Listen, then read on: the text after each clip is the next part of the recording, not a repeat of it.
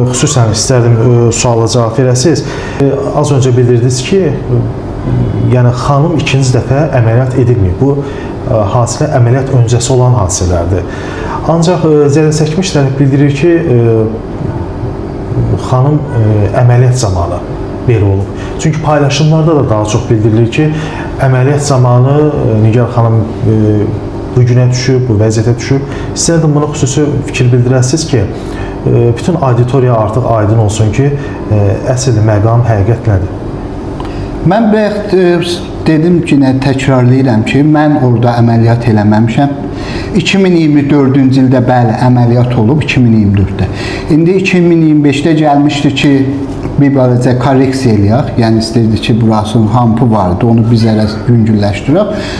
Onu da əməliyyat öncəsi bu vəziyyət yarandı. Mən konkret əməliyyat eləməmişim. Yəni heç biri ona bir dana bir kəsikdir, nədir olmayıbdı.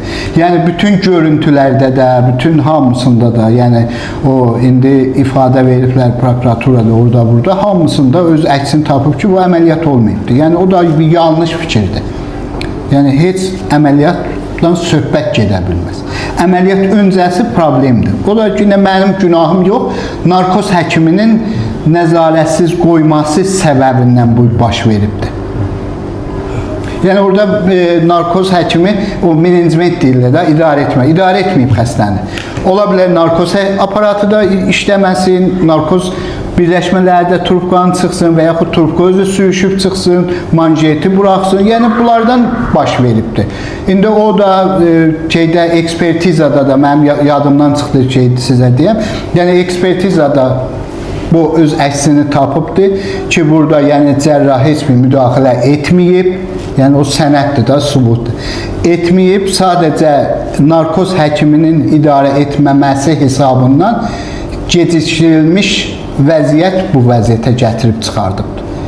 Yəni 17 dəqiqə xəstə narkozda olan müddət Cəmilə xanım doktor orada olmayıbdır, onun köməkçisi olmayıbdır. Mən də həman müddətdə əllərimi gedib əməliyyata hazırlayıb, əlləri yuyub, steril eləmək, üstdən qan geymək, bunları eləyəndə yəni o vaxt olubdur.